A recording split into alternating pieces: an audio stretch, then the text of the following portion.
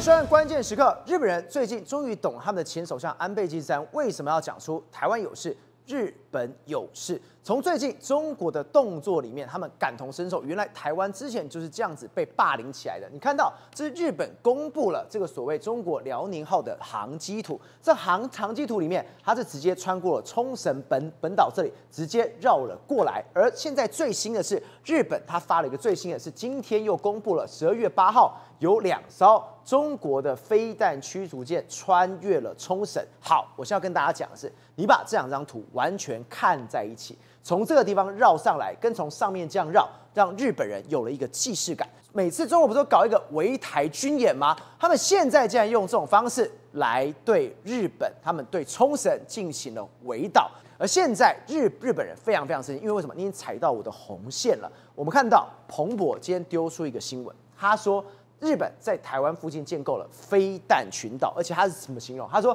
日本正在着手进行至少40年来最大规模的军事建设。今天彭博不单单只是放出这个标题，他甚至还派了记者，他真的到了与那国岛，他真的跑到冲绳去看。我们都知道这2个地方过去只要美军进驻在那里，他们怨声非常多，只要有演习的时候，他们就很吵。结果现在他去了之后，发现一件事情，氛围完全不一样，全部都在为了做战争而准备。这并不是因为他们想打，是因为他们知道一件事情，原来中日恐怕终须一战。现在甚至有极右翼的人直接出来讲，这是一个日本的作家叫桥本晴惠，他说我们现在是什么？直接用4个字形容，叫一亿玉碎。所以是从我们真的没有办法想到一件事情，现在已经升温到一个顶点。所以我们刚刚讲与那国岛、冲绳已经 stand by。对，现在我刚刚讲这4个字，一亿玉碎。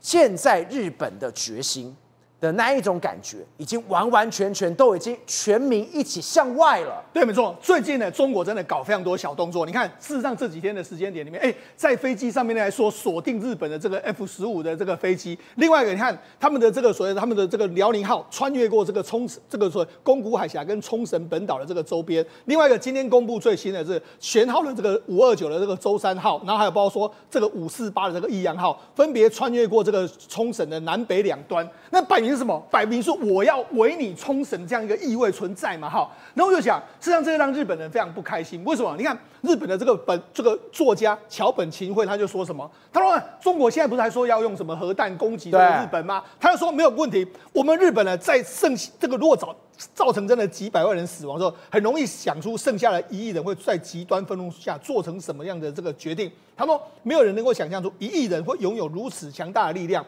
他们心意相通，目标一致。日本帝国曾经拥有6000万人口，现在有1.2亿。对，这意思是什么？我不会惊你啦。好，另外一个，他们现在不是一直说在说什么啊？我们这个冲绳这个地位未定论吗？你说台湾未定论，他们就要说冲绳未定论，他们就在冲绳这边附近绕来绕去。对，就在搞到冲绳的相关的地方议员啊，他就说什么？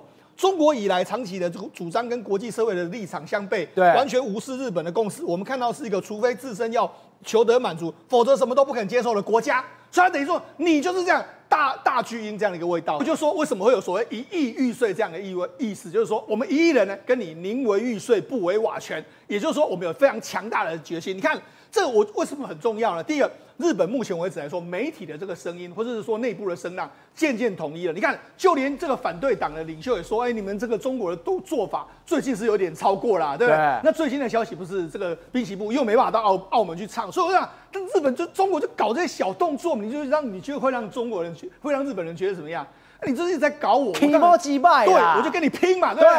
好，那除了这个日本的这样的态度之外，外媒怎么来看这件事？你看，这是 Bloomberg 他们就派一个特派的记者，他们跑到哪里？你看他还画这个图哦，在台湾的这边，他跑到这个地方与那国岛，那飞到与那国岛之后，他们看这个地方的这个建设，他不只到与那国岛，还在附近很多岛。看完了之后说什么？他说日本在台湾附近建构所谓飞弹群岛，对抗中国。那随着跟中国的关系恶化，日本正着手至少40年来最大规模的军事建设。日本准备在这个西南诸岛这边都建防空飞弹啊、雷达站一大堆。就目标是什么？当然保卫这个冲绳之外，当然也有意味要对付中国这样的感觉。石总，我真的没办法想透一件事情：中国到现在，你嘴为什么还要这么的臭？对，你看到。王毅怎么讲？王毅竟然在接见德国外长的时候，甚至还发，你看哦，这什么？王毅台湾地位已被七重锁定。我心想在讲什么疯话？结果你呛完台湾之后，你没多久还去呛日本，你呛人家什么？战败国应该谨言慎行。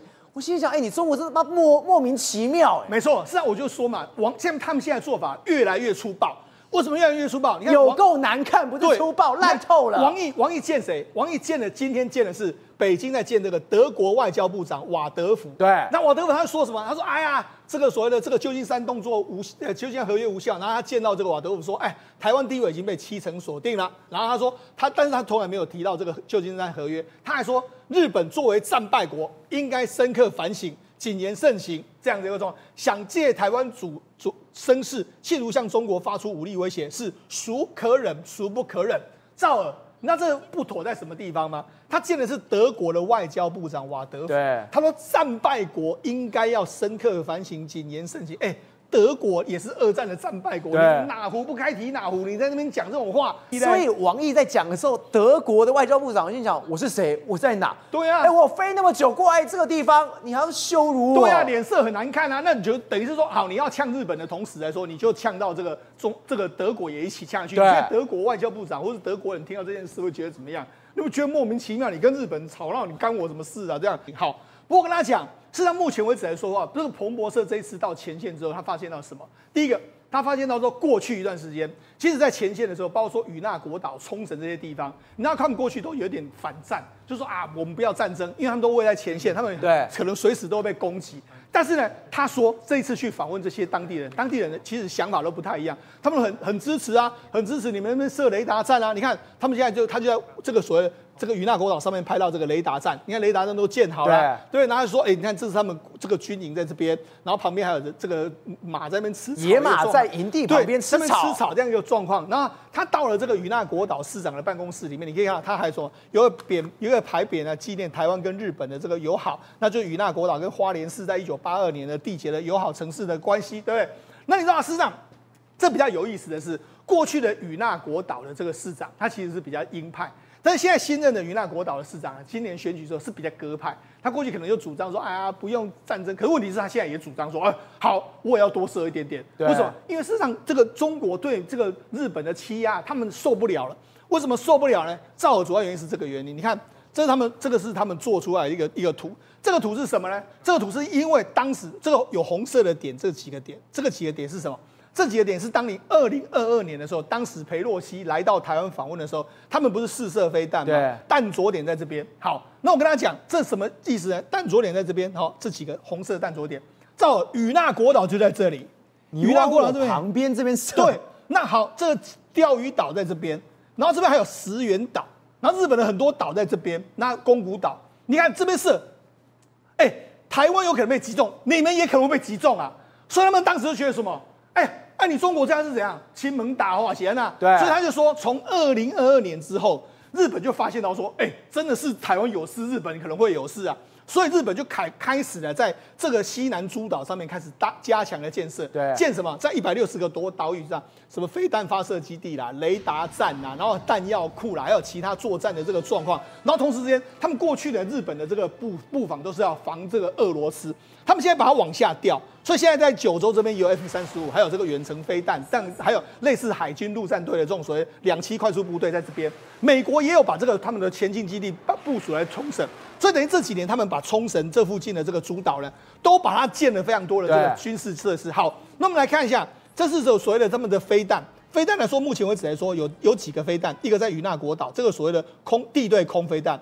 然后在2023年的时候，在石垣岛这边有所谓的舰对舰的这个飞弹，冲绳这边也有对舰的飞弹，然后在这个地方也有对舰的飞弹。另外，它这个地方还建了非常多的雷达站。好，赵尔，这个雷达站要做什么？雷达站就是说，没有，我们就是扫我们附近的领空啊，当成是一个所谓我们的安全的防卫啊。可是我跟他讲，这在作战的时候会变成什么？变成是我在前线，我有雷达讯息，我可以 pass 给后方的。包括说日本的这个本土，甚至如果美国这边有航空母舰，我可以 pass 给美国的航空母舰的讯号，对，航空母舰就可以发动这个攻击，或是发动攻击的这个讯号。所以与那国岛跟冲绳石垣这个地方，对，等于是前线的眼睛。是没错，我前线发现什么，赶快回报，后方就炸了，就冲了。对，它会出现到有更多的这个精确的数字、精确的定位、精确的目标 pass 给后方的这个状况。所以，事实上目前为止来说，的确这个西南诸岛已经开始改变。你看。就连这个日本的陆军的这个自卫队的前中将都说，人民解放军的这个毫无疑问在增强其迫使台湾屈服的能力。日本、美国还有其他西方国家必须向中国表明坚决反对任何试图改变现状的行动还有决心。日本就是用这样来跟你说，我们拒绝改变这样一个情形。可是这时候呢，我就讲。这时候呢，中国还一直在大放厥词。我刚才不是说吗？他们绕着这个琉球这样子不断的绕，对不对？你为什么要绕这个琉球？我跟你讲，他们一定只有一套的模式。你看，中国外交部的这个林健，他在 X 上面发了一个波茨坦宣言的一段语言。他说呢，这个波茨坦宣言是公告说，这个日本的主权应该限于其4大主岛，还有以及我们确定的其他小岛这样一个状况。好，所以呢，他们不主张这个旧金山合约嘛？但是旧金山合约是说，把琉球群岛置于美国的管辖之下，然后琉球群岛由1972年归还日本。那因为中国不承认旧金山合约，所以他就是意思是说，我们没行李，就这个琉球是未定论这样的状况。好，那紧接下来他又丢一个。北京拒绝接受这个旧金山合约，然后中国驻这个驻东京大使上个月发表声明说，不过是一张无效的废纸，他这边纸切就是这个无效的纸这样。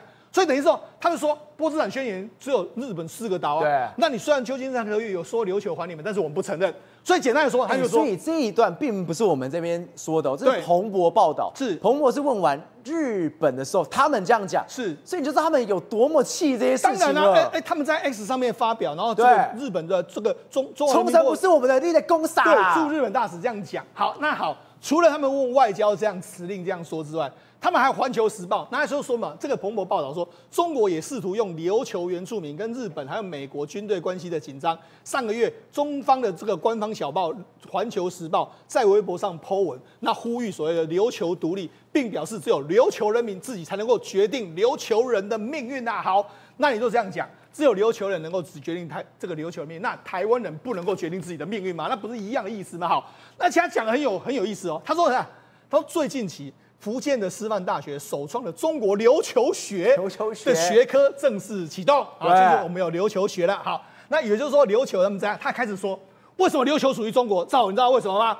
因为在1372年了，当时呢明朝跟琉球正式确立的中藩关系，对，然后琉球正式奉中国为正朝，然后中国以这个厚往舶来的政策善待琉球。但是琉球人的富足引来日本人的贪婪觊觎，然后在1609年的时候，人家攻入琉球，然后把它纳入领地，然后1972年的时候又单方面把它并吞，然后1979年的时候就把它废除，这样好。所以他这个意思是什么？在天朝、明朝的时候，他跟中国关系不错啊，对。但是在这个16世纪开始来说，他就跟日本人强吞这样一个状况，所以后来变成是日本人，他就说，现在这个历史来说，他其实是跟我们明朝有关系的。不是你到底要回顾到多久以前的历史？我们现在看很好笑，对不对？但是琉球人、冲绳看了非常气，对，看了更什么毛骨悚然。是你到底在讲什么东西呀？对呀，你讲这个什么意思嘛？对，你要推到那么久以前的。那很多中国领土也不是属于中国啦，你看其他国家也可以主张啊。所以说他们就是完全罔顾历史的现实。好，那我跟他讲，为什么目前为止日本人很不爽？我觉得这个事件让整个日本人完全气炸。正好就是我们讲的嘛，他这个所谓辽宁还有穿越这个宫古岛跟冲绳本岛，而且他还在这个地方，而且他们公布新的照片，对，又从这边来，对，没错。等于是你就是把我的岛这样子围绕着。好，那为什么莫名其妙了？为什么让日本人非常不爽？就是在这个6号的时候，不是发生2次吗？一次在这个下午的3分钟的时间，另外一次在当天的傍晚的时候30分钟的时间。他们不是用这个火控雷达锁定日本的这个 F-15的战机吗？那你看这搞到什么？搞到小泉，你看小泉呢，你看他在国会的时候，你看他的眼神很凶，很生气。他说什么？他说：“你这超出航空安全器的所需范围的危险行为啊，属于自卫队通常不会进行的 unprofessional 的举动。”还讲英文了。对，就是这个为什么我说他是不专业？赵，你知道为什么不专业吗？这个有一个这个朝日新闻的记者呢，他被这个上节目，那上节目的时候他就说，我一定要讲。这是自卫队的这个参谋本部一个高级官员跟我说，他说：“金野先生，如果今天你要做一个节目的话，我希望你能传达一件事，那就是第2次雷达照射持续了30分钟。好，那这是什么意思呢？你看，这是中国的歼15的飞机，然后锁定这个日本的 F-15的这个飞机，锁定。你知道火控雷达什么意思吗？火控雷达锁定的时候，其实它在机舱里面的这个飞行员。”他在整个机舱里会嗡嗡嗡嗡嗡响，说那哔哔哔哔哔哔哔，对，因为他已经被锁定，这个雷达锁定的时候，就是他随时之间有可能会对你开枪，对，所以他就说这个时间点，你看他说30分钟，他一直锁定你30分钟哦，所以你看他就说他的精神状态令人要觉得非常的难以置信，他30分钟里面都一直在想，这个是你等于是有人拿枪对指着你30分钟，对，他随时是要开枪，你都不能，你会吓到，你会抖的，为什么这很不专业？赵，你知道为什么吗？因为很有可能日本的这个飞行员也会反击，对，因为你一定是这样子嘛，他这个摆明就是要逼迫你，你知道，逼迫你，看你做出什么这个所谓不理性的动作之后，然后我这个有话可以说嘛。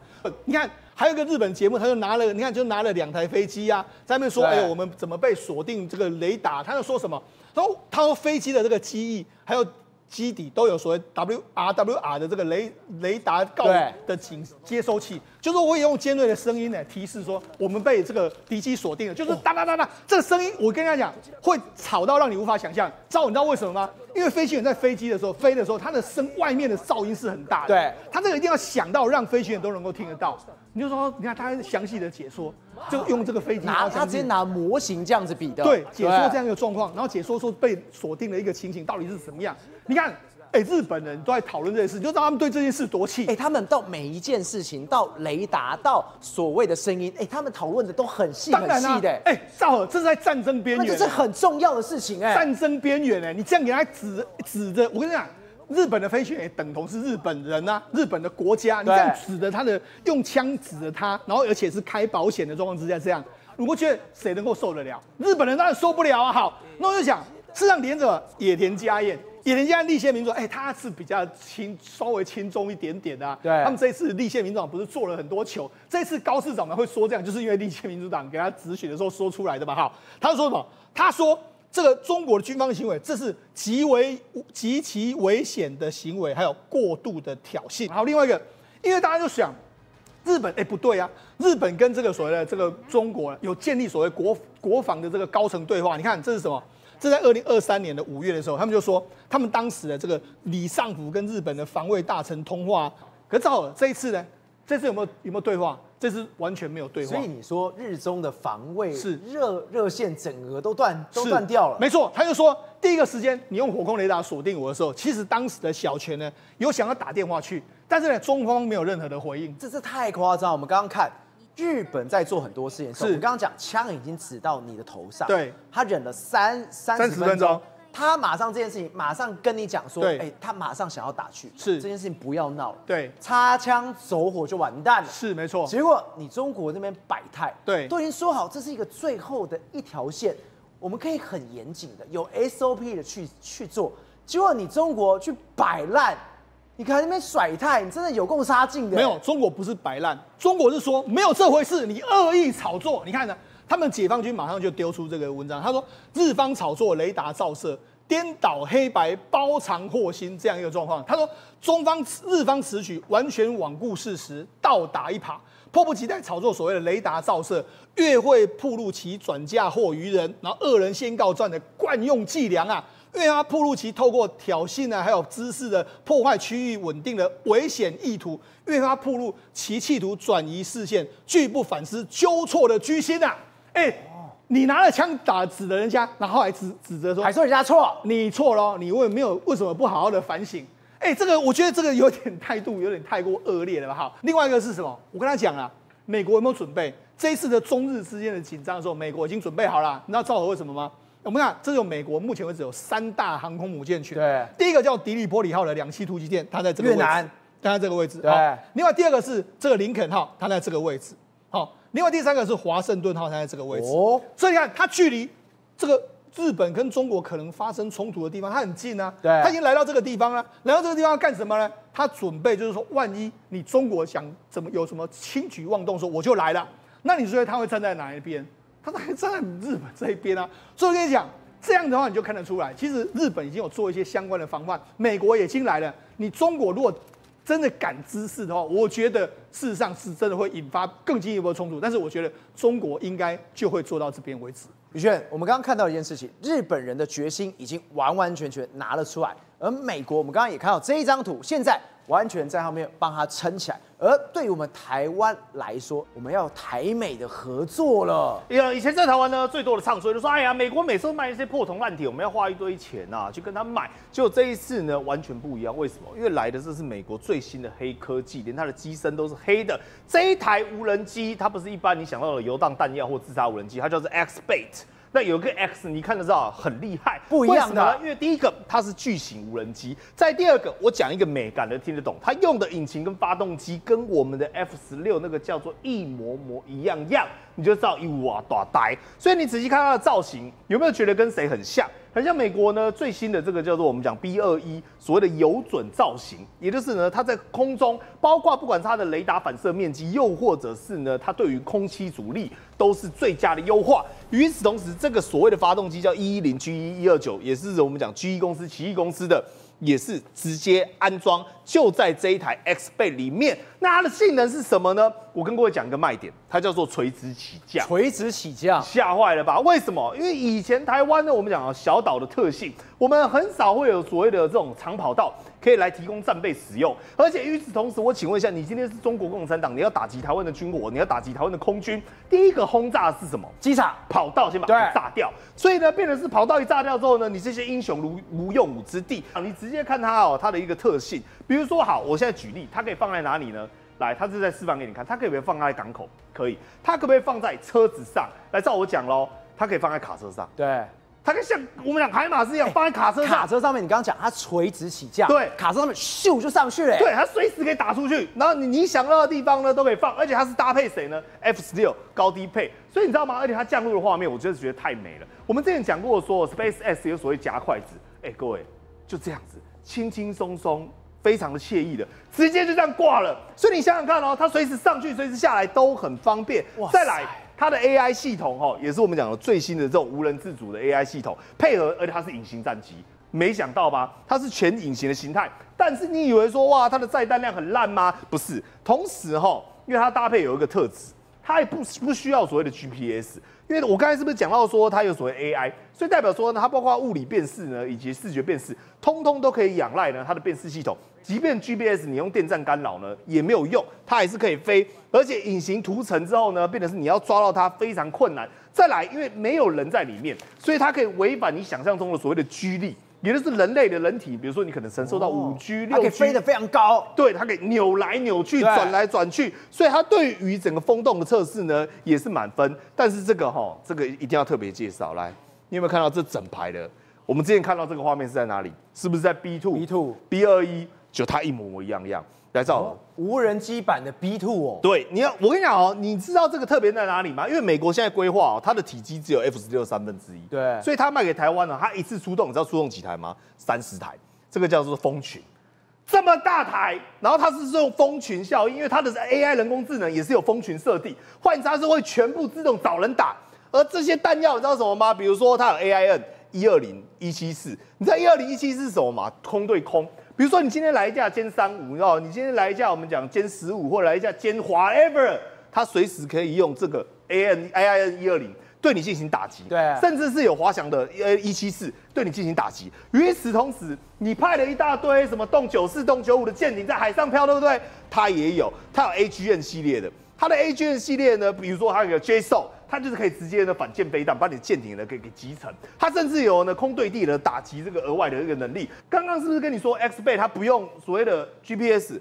就是我们讲跟这家厂商也有关，这个叫 Ventor。Ventor 就我们昨天各位介绍说，它是有所谓的视觉成像，打造整个全球的一个3D 立体的。但实际上呢，它更可怕的是什么？Elon Musk 说：“哎呦，我要这个 NVIDIA 也说啊，我们要打造一些数位城市啊，未来城市要靠孪生城市呢，现在去运作。来，赵和他们已经做到了。对，他们打造的叫做孪生地球，也就是整个地球地表的地貌，它通通用孪生的方式在扩大它的基体。我只要一扫过，我全部都知道了。对，那为什么会这样做呢？因为各位，我们一直介绍 Ventor， 你以为它是一家军武公司，其实它的前身叫做 Maxar。那 Maxar 呢，它其实以前做卫星的，它根本不是做军武的，所以对他来讲，卫星本来就是它的专业。结果没想到转型之后呢，发现说，哦，现在反而特别需要我了，因为呢，对于整个国防领域啊，你要看得到才打得到，而且电子作战的这种干预啊，对，超乎原本大家的想象。所以在这个情况之下，它这个数位孪生的处理跟精细度的能力啊，越来越重要。但是更可怕的，你知道是什么吗？它不止在地球孪生，它甚至呢，它的偷窥、偷看，监测你到外太空。来，兆和，你看哦，这2台卫星，你知道是谁的吗？这都是中国打上去的。哦，它竟然在外太空哦，它的头原本是对地球，对不对？它这样哒，转头看它旁边。你的卫星我都知道你在干嘛的。它可以看它旁边的同学，所以你看哦，它把29公里外啊，中国的这个卫星啊，清楚的拍下，而且解析度只有1.9公分。如此的细致，它的像素可以到1.9公分。那另外拍了一台74公里之外呢，但4.9公分。那你知道为什么当时 Maxar 啊，也是现在的 Ventor， 他要去做这个，包括把10箭26以及相关的卫星给征收呢？因为他们觉得中国未来这个 Pro 计划很有可能呢会针对所谓的卫星战，也就是太空战进行打击，所以他们提前呢先把这个目标做监测，甚至是连中国打出来的这种我们讲的人工卫星战，打出来的这种太空卫星战、太空的我们讲的运作战，它全部呢都把它们你看监测下来，就是你发射到哪里，你到哪里，而且未来它进一步要做什么呢？它要在太空呢建置所谓的我们讲的可以提供火力也好，提供呢人为运作的一个平台。你有没有玩过这个麦块？有些很好朋友，那些我们讲了喜欢玩电动的，他都喜欢麦块，就是一个像素一个像素，然后你可以盖出自己的世界，就他把它变成真人版的。来，这就是小小的机器人，它跟我们讲的，你看钢铁人那种奈米机器人有点像，它是这种微型机器人，它可以透过这一个一个类似麦块的东西搭建所有你想象的东西。第一个，它的建筑物非常的稳固；再第二个，因为它是8面体，所以呢，它方方面面随时可以搭出任何的形状。那搭建完之后呢，它等于说只要把这些麦块送到外太空去，然后利用这些小机器人在外太空都不用人，就可以搭建出。你看，比如说它现在画出这个图形之后，它就可以直接在外太空呢把它建造出来。那建造出来的时候，它不管是防卫，不管是攻击，或不管是平台，或者是未来呢要建造任何对太空的打击能力它都会形成一大利器。钟哥，我们刚刚特别讲到，现在中国就在讲瞎话的时候，都欺负其他国人，欺负日本，欺负台湾，欺负讲，结果没有想到，现在中国人去国外，才是真的被欺负。我们之前才讲俄罗斯的事情，结果我没有想到，连哈萨克，哈萨克不是跟中国很好吗？结果有中国人去，他说我也被当肥羊了，我被哈萨克人宰了。对，没错，实际上中国人现在在海外都变成是移动的这个 ATM。为什么这样说呢？我们现在看到这个画面，这个画面是什么？有中国人他到哈萨克来旅行，那他在哈萨克旅行的时候，结果他说什么？他开没多久之后，马上就被警察拦下来。对，然后警察马上就跟你说，哎呀，你这个好像有犯一些法，犯一些规啊，你给我交钱的一个状况。他说这个地方不能够停车。对，没错，你要给我58000块钱。但是我停错啊。他说你停在这个地方是不对的但是他就说，还有人开逆向都没事，那为什么我开的地方我就要被缴钱呢？好，那于是他就说，还有人说什么？他出来之后第一次58000块，对，然后第二次来说的话，他在那边拍地下，他就下来拍，就警察就注意到，警察注意到的时候，这次可能有给你收过钱，这一次看你好啦，不好意思再给你收第二次就放行，就没想到后来又第3次的时候呢，他开始上车之后呢，然后长达半小时的沟通呢就不行，然后后来警察就说好啦，就给你这样子58000那个摊机，这样子就大概是609块台币，就这样放行。所以他说什么？他说这个警察他手指稍微比划一下。对，懂了，可能是什么样的手势，是大家心里都有数，然后就这样乖乖的拿出58000块弹机，你安全啦。对，好，那就这样没事。好，另外一个是什么？你看他自驾环球，然后遇到这个黑警察，那警察就来了，警察就拦出来就说，你的超速，然后一开始就说要400块美金，然后400块美金呢，后来讨价还价要了200块美金，这就是很多人就被这样子这个所谓的这个敲竹杠，你看这很多啊。最近不是中俄免签吗？他说就有的用户坐上了这个囚车。为什么呢？塞对，他说他第一个晚上就被黑警拦下，那拦下了之后，他因为他在逛街之后，警察就拦住你说，你的护照有没有过期啊？然后说，然后就说他要查他的这个居住证，对，居住证是落地签，然后还有这几天住在他的这个舅舅的这个状况，他没有，因为他没有这个落地签啊，好，然后他就把他抓走了。